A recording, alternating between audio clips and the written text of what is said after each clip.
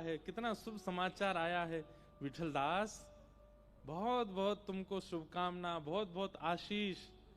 अब जाओ, जाकर के जूनागढ़ के प्रधानमंत्री पद को स्वीकार करो।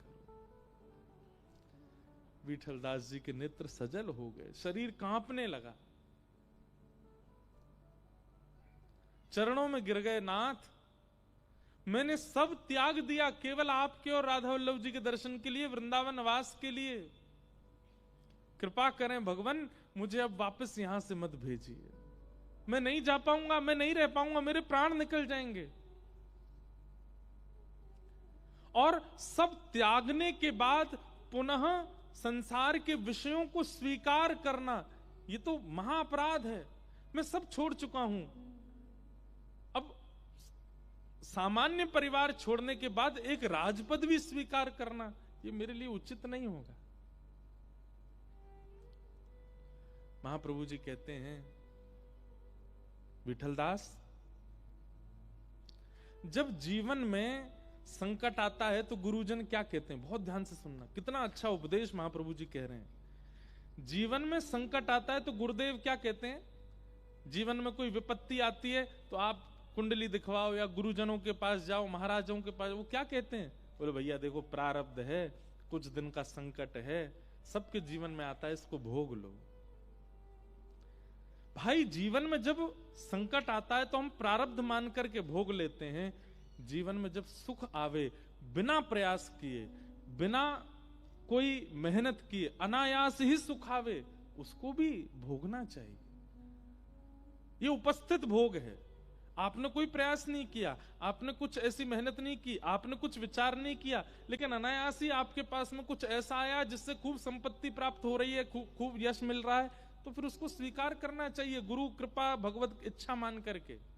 हाँ, सिर पे हावी मत होने देना, हृदय पर उसका ज्यादा प्रभाव मत पड़ने देना, पर उसको स्वीकार करो।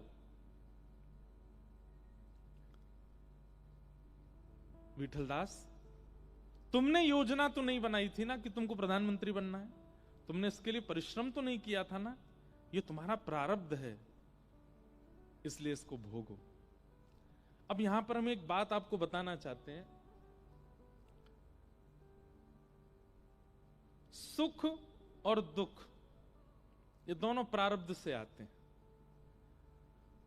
पुण्य और पाप ये भी प्रारब्ध से ही आते हैं। लेकिन भगवत प्राप्ति तभी होती है जब पुण्य और पाप दोनों शून्य हो जाते हैं। बहुत ऊंची बात है, बहुत ध्यान से सुनिएगा। पाप और पुण्य दोनों जब शून्य हो जाते हैं तभी भगवत दर्शन, भगवत प्राप्ति होती है। और पाप और पुण्य शून्य कब होते हैं, अपने किए गए पूर्ववर्ती पापों को स्वीकार करके ऐसा संकल्प लेना कि अब पुनश्च कभी भी नहीं करूंगा और जो मैंने किया है उसका स्वयं को दंड दूंगा, ऐसा करके पापों को निवृत्त करे और जीवन में आने वाले जो भी भोग हैं, जो आपके बिना प्रयास करने पर आ रहे हैं, उनको भोग लेना है। आप संकल्प नहीं कर रहे हैं, आप प्रयास नहीं कर रहे हैं, पर कोई वस्तु प्रस्तुत हो रही है सामने से, अगर वो केवल यश युक्त है, कोई काम युक्त नहीं है, कोई व्यसन युक्त नहीं है, कोई वासना युक्त नहीं है, केवल और केवल यश युक्त, धन युक्त, ऐश्वर्य युक्त है, तो उसको भोगने में कोई आपत्ति नहीं है। हाँ, याद रहे, वो कोई विषय वस्तु ना हो, कोई वासना वस्तु ना हो, कोई काम वस्तु ना हो, इंद्रिय सुख की वस्तु ना हो, नहीं तो लोग बाग तो गलत अर्थ निकाल लेंगे कथा का। महाराज जी कह रहे थे, सामने अपने आप आ जाए तो फिर क्या, ये पीला पानी मेरे सामने रखा है, मैंने तो मंगाया नहीं है, पी लेता हूं। लोग बाग तो अपने मन से कुछ भी अर्थ लगा लेंगे। मेरा मित्र धुआं उड़ा रहा था, मैंने तो बोला नहीं था उसको। अब जब धुआं उड़ ही रहा है सामने, तो फिर इसमें मैं भी तो थोड़ा उड़ा सकता हूं। कहीं ये विषय वासना, काम और इंद्रिय सुख की वस्तुओं को मत ले लेना। इसमें यश के रूप में, संपत्ति के रूप में, ऐश्वर्य के रूप में, उपलब्धियों के रूप में यदि सामने से अनायास ही सुख आ रहा हो तो उसको स्वीकार करो, आप प्रयास मत करो। ये भक्तों के लिए बात है, सबके लिए नहीं है। जो नाम जापक हैं, जो तिलक लगाते हैं, जो गुरु निष्ठा रखते हैं, उनके लिए है। ये उपदेश महाप्रभु जी कर रहे हैं विठल दास को। विठल दास, तुम्हारे बिना प्रयास करने पर अगर तुमको प्रधानमंत्री की पदवी मिल रही है, तो जिस प्रकार जीवन में आने वाले कष्टों को प्रारब्ध मान करके भोगते हैं, सुख मिल रहा है तो इसको भी भोगो। लेकिन त्याग देखिए और समर्पण देखिए विठल दास जी का। स्थिति ऐसी है कि प्राण निकलने को हो रहे हैं, लेकिन गुरु आज्ञा हो गई है कि जाना है तो अब नहीं रोकना।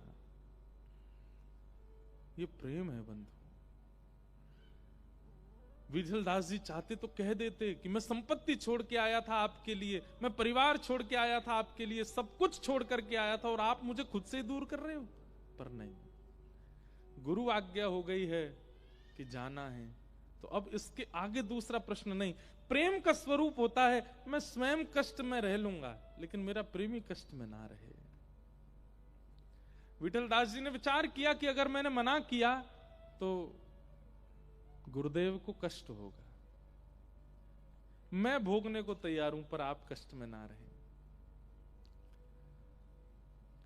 विठल दास जी कुछ नहीं बोले, नेत्रों से अविरल अश्रुधार गिर रही है, हाथ जोड़ के बैठे हैं और बस आज्ञा हो गई है जाओ। लेकिन मन तो सोच रहा है ठीक है जाता हूं, बुद्धि तो सोच रही है ठीक है जाता हूं, पर तन स्थिर हो गया, तन हिल ही नहीं रहा है वहां से। और तब एक सूक्ष्म इच्छा प्रकट हुई मन में कि कृपा करके वृंदावन का कोई आशीष मुझे दे दीजिए। तब महाप्रभु जी ने सिर पर हाथ रख के कहा, विठल दास मैं तुम्हें आशीष देता हूं कि सदा वृंदावन तुम्हारे चित्त में रहेगा और तुम जहां रहोगे वृंदावन वहीं प्रकट हो जाएगा, जाओ।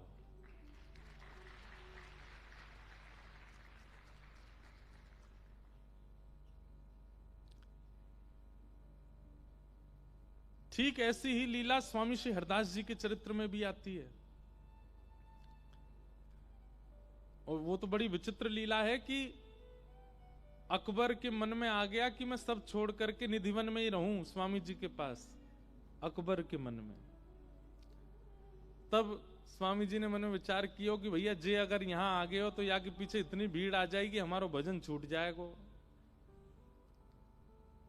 स्वामी जी ने आज्ञा कर दी, भैया उसको सेवा दे दी, तू वहीं रहे और तू वृंदावन की सेवा करते रहे, हमारा चित्र बनवा ले जा आदि आदि।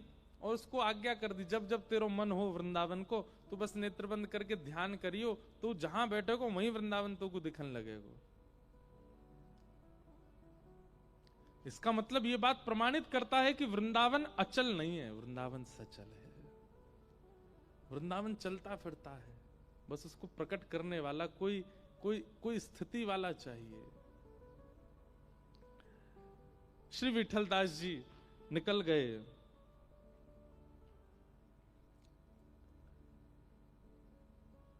ज्यों ज्यों वृंदावन से पग आगे बढ़ावे त्यों त्यों मन में पीड़ा हो, लेकिन जब जब महाप्रभु जी का स्मरण करके नेत्र बंद करते हैं वृंदावन का दर्शन होने लगता है। वही कलकल करती यमुना जी, वही रौ करते हुए समस्त पक्षी, राधा वल्लभ लाल जी, श्री महाप्रभु जी, कीर्तन करते समस्त वैष्णव जन दिखने लगते हैं। आप जूनागढ़ आकर के विराजमान हो गए और प्रधानमंत्री पदवी को स्वीकार किया। लेकिन राजा की तरफ से प्रधानमंत्री पदवी पर जितनी धन संख्या मिलती थी, मासिक जो धन मिलता था उनको, उससे वो अपना कोई उपभोग नहीं करते थे। जितना धन उनको प्रधानमंत्री पदवी पर मिलने पर मिलता था, उस धन से वो क्या करते थे, अश्व खरीदते थे, घोड़े खरीदते थे। और इतने सारे घोड़े कर लिए, उनका नियम क्या रख लिया कि प्रत्येक दिन श्री राधा वल्लभ लाल जी वृंदावन में, जूनागढ़ से वृंदावन कितना दूर है, श्री राधा वल्लभ लाल जी वृंदावन में, और वृंदावन में श्री राधा वल्लभ जी का जो राजभोग होगा, राजभोग को जब महाप्रभु जी पालेंगे, महाप्रभु जी के पाने के बाद जो महाप्रभु जी का तिनका प्रसाद होगा, उस तिनका प्रसाद को घोड़ों पर बैठ करके वृंदावन से जूनागढ़ लाएंगे, उसको पा करके मैं अपना प्रसाद पाना प्रारंभ करूंगा। नित्य राधा वल्लभ जी का राजभोग और महाप्रभु जी का तिनका प्रसाद पा करके आप निर्वहन करते थे। पूरा धन कहां लगाते थे? वृंदावन से लेके जूनागढ़ तक जितने सिपाही बीच में लगे थे, एक घोड़े से दूसरे घोड़े तक दौड़ के जाते थे प्रसादी देने के लिए। जैसे किलोमीटर बंटे थे, 4 किलोमीटर एक घोड़ा जाएगा, फिर वहां कोई मिलेगा सिपाही, उसको देंगे, वो 4 किलोमीटर दौड़ेगा, फिर वो आगे 4 किलोमीटर। ऐसे वृंदावन से नित्य महाप्रसाद आता था। कहां? जूनागढ़। और आप अपना पूरा धन, राजकोष का धन नहीं, जो प्रधानमंत्री को प्राप्त होता, वो पूरा धन उसी में लगा देते थे। ऐसा समर्पण। अब सोचो, हमें वृंदावन मिलेगा, हम में वृंदावन बसेगा? हमने किया क्या है वृंदावन के लिए जो वृंदावन हमें प्राप्त हो? केवल रज माथे पर लगा लेते हैं, राधा मुख से उच्चारण कर लेते हैं, एकादशी व्रत कर लेते हैं, कंठी माला पहन लेते हैं, ब्रह्मचर्य का पालन कर लेते हैं, आसन पर बैठ करके थोड़ा ध्यान कर लेते हैं, कथा सत्संग सुन लेते हैं। इसमें ही हमको लगने लगता है वृंदावन हम पे कृपा क्यों नहीं कर रहा है? क्या ये बहुत है वृंदावन प्राप्ति के लिए? जिनको वृंदावन मिला है उनका देखिए तो सही स्थिति, उन्होंने क्या किया है वृंदावन के लिए, तब जाकर के वृंदावन प्राप्त हुआ। विठलदास जी का चरित्र में एक कथा आती है कि ये द्वारिका गए दर्शन करने के लिए। तो जैसी द्वारिका गए राजा के साथ, तो राजा ने दर्शन किए, सब लोगों ने दर्शन किए, लेकिन विठलदास जी दर्शन करने नहीं गए द्वारिकाधीश जी के। तो राजा ने कहा, ए विठलदास, सब लोग दर्शन करके आए, तुमने दर्शन क्यों नहीं किए? तो विठलदास जी कहते हैं, हम बिना किशोरी जी वाले ठाकुर जी को नहीं देखते। किशोरी जी बगल में बैठेंगी तब हम ठाकुर जी को दर्शन करेंगे। हमारे ब्रज में एक पद गाया जाता है, ये हम द्वारिकाधीश जी को चिढ़ा करके गाते हैं ये वाला पद। हमारो मुरली वारो श्याम, हमारो मुरली वारो श्याम, हमारो मुरली वारो श्याम, हमारो गाइए। हमारो मुरली वारो श्याम, हमारो मुरली वारो श्याम। हो विन मुरली वन माल चंद्रिका,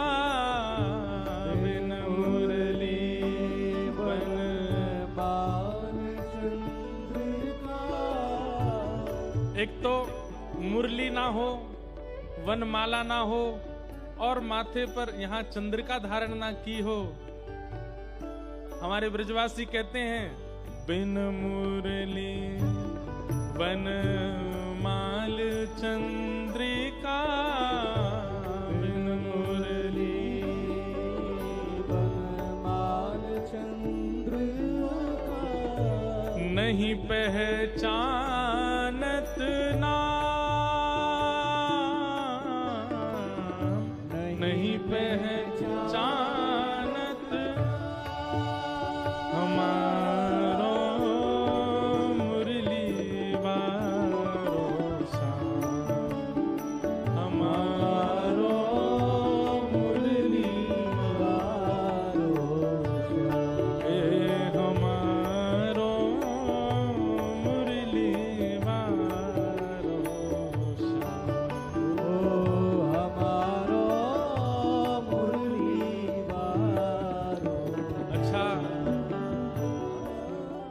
हमें ऐसा लगता है द्वारिकाधीश जी को छेड़ने में ब्रजवासी कोई कसर तो छोड़ते नहीं, पर ये द्वारिका में जो ये 2 बार आरती में मुरली धारण कराई जाती है ना, वो शायद ये विठलदास जी की घटना के बाद से शुरू हुई होगी। नहीं तो हमारी ब्रज की लीला के भाव से तो ठाकुर जी मुरली लेके गए ही नहीं वृंदावन से। जैसे ही वृंदावन से मथुरा गए, मुरली वृंदावन में छोड़ करके गए ठाकुर जी, वंशी लेकर के नहीं गए। वो तो ब्रजवासियों ने आकर के ये पद गा दिया होगा द्वारिका में आज से 100, 200, 500 साल पहले, भैया बिन मुरली बनमाल चंद्रिका नहीं पहचानत नाम। तब हो सकता है कि हमारे गोस्वामियों ने विचार किया होगा कि भाई ये ब्रजवासी आकर के बोल रहे हैं बिना वंशी वारे हम ठाकुर जी को नहीं पूजते, तो चलो 2 बार की आरती में तो वंशी धारण कराओ। तो तब से द्वारिका में सुबह श्रृंगार आरती में और रात्रि संध्या आरती में श्री ठाकुर जी वंशी धारण करते। और राजा मुकुट पहनता है, राजा किरीट पहनता है, पर द्वारिकाधीश को आप देखो वो पाग भी पहनते हैं, चंद्रिका भी पहनते हैं। इसका मतलब क्या है? ये सब ब्रजवासियों ने आकर के शुरू करवाया है। नहीं तो दशहरा पर दर्शन करो आप, दशहरा पर द्वारिकाधीश क्या बढ़िया मुकुट पहनते हैं। रामनवमी पर दर्शन करो, विशेष उन पे ठाकुर जी पूरा पूरा मुकुट धारण करते हैं, किरीट धारण करते हैं। परंतु ये पाग पहनना, मोरपिछ धारण करना और इधर चंद्रिका धारण करने का मतलब पता है क्या है? ये जो जितने श्रृंगारों में यहाँ चंद्रिका है, चंद्रिका इस भाव से है कि ये आधा अंग किशोरी जी का, किशोरी जी की चंद्रिका है। द्वारिकाधीश जी चंद्रिका धारण करते हैं। ये निश्चित ही ब्रजवासियों ने ये पद गाया होगा, इसीलिए द्वारिका में शुरू हो गया है। बिन बनमाल मुरली चंद्रिका, बिन मुरली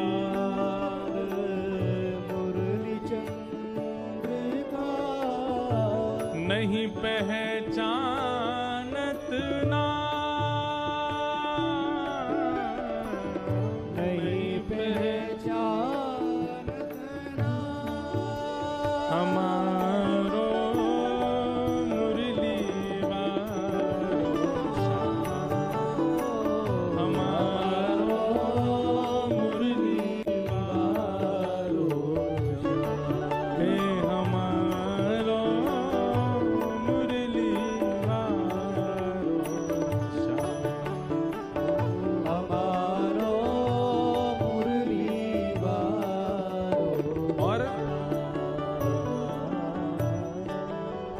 ब्रजवासी क्या देखते हैं ठाकुर जी में? दूसरा रूप क्या देखते हैं? गौर रूप,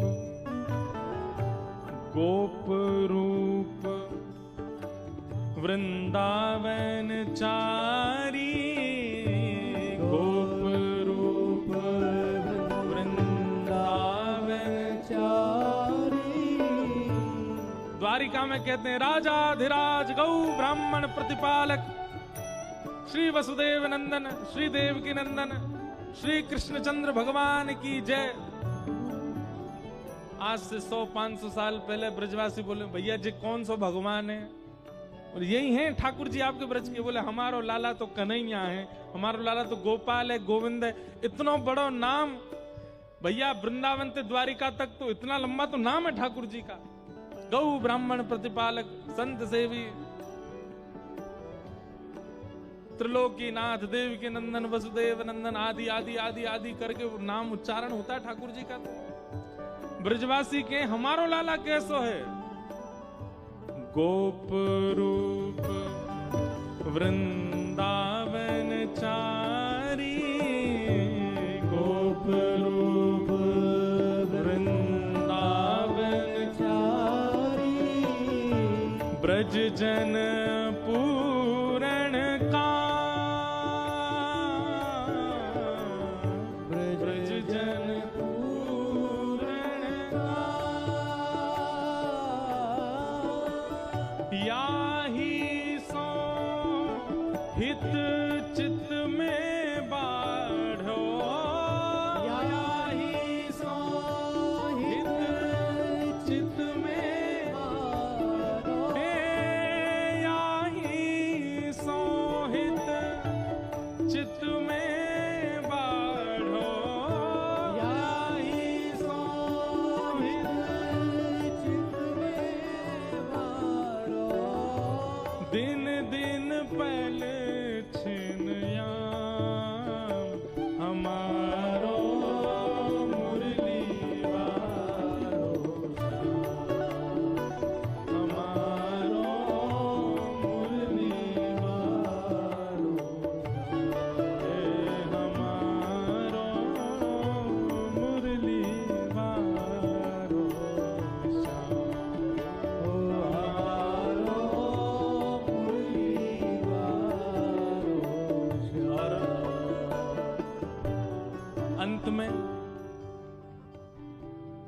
यही भाव विठल दास जी कह रहे हैं द्वारिका जाके। क्या कह रहे हैं? बोले हमारे ठाकुर जी तो 2-4 जगह ही रहते हैं। कौन कौन सी जगह रहते हैं आपके ठाकुर जी? नंदीश्वर, नंदीश्वर मतलब नंदगांव, नंदीश्वर, गोवर्धन गोकुल, नंदीश्वर गोवर्धन गोकुल, बरसानो विश्राम, बरसानो विश्राम, बरसानो विश्राम, बरसानो विश्राम। और इधर देखो सब लोग, नागरी दास जी कह रहे हैं जिनका ये पद है कि ठाकुर जी कहाँ रहते हैं? नंदीश्वर मतलब नंदगांव, गोवर्धन गोकुल, बरसानो विश्राम।